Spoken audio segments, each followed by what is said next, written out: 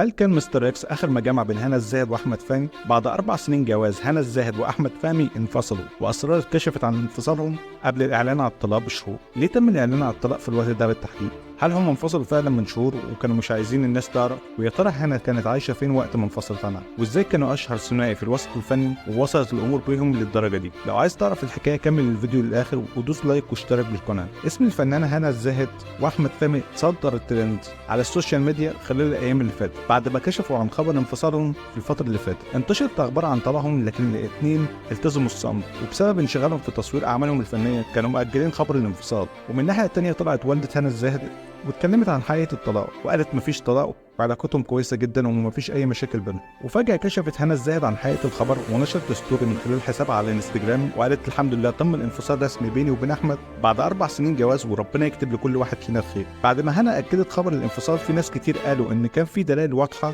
إنهم كانوا منفصلين من شهور، وأولهم إن هنا ما نشرتش الصورة ليها هي وأحمد من حوالي سنة تقريبا، وده عكس اللي كانت بتعمله قبل كده، لأنهم كانوا بينشروا صور وفيديوهات ليهم مع بعض. كمان لما جه ميعاد يوم جوازهم ما احتفلوش بيه ولا نزلوا اي صوره للاحتفال بيه، وده عكس اللي كانوا بيعملوه قبل كده. والدلاله الثالثه ان من 3 شهور وهي قاعده في بيت والدتها، وده ظهر في الصوره اللي نشرتها في الفتره الاخيره، لان البيت كان مختلف عن بيت الزوجيه.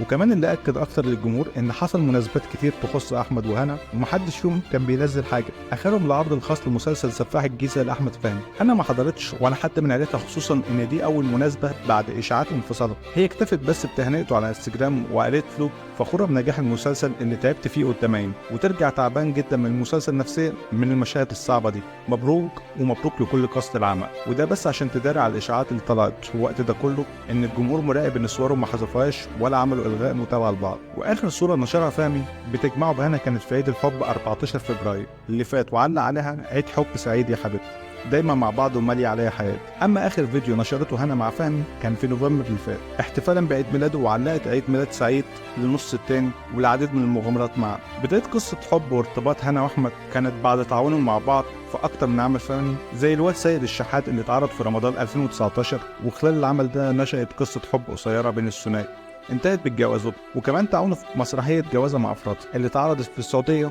وفيلم مستر اكس. اتجوزوا في سبتمبر 2019 في احد الفنادق الفخمه في جو كله فرح وسعاده ورقي، وكان في مجموعه كبيره من الفنانين. ومن فتره حصل خلاف عائلي بين احمد فهمي ومراته، اتقال انه بسبب رفض هنا الزاهد لفكره الحمل والولاده، وده زعل والده احمد فهمي ونتج عنه خلاف بين احمد وهنا، وطلبت هنا الطلاق واقصته، وخلاف مع اخوه كريم فهمي ومراته رغم قوه العلاقه. لكن هنا ومرات كريم دانيا لغوا متابعه بعض، وكمان كريم فهمي من وقتها ما زاروه في اي مناسبه، واتقال ان ده اثر على علاقه كريم واحمد، وكمان اثر على علاقه هنا واحمد وحصل الطلاق. وانتوا ايه رايكم؟ هل ممكن احمد وهنا يرجعوا لبعض، ولا هما ما كانوش طايقين لبعض وكان هيحصل الانفصال عاجلا ام اجلا، ولا ايه رايك؟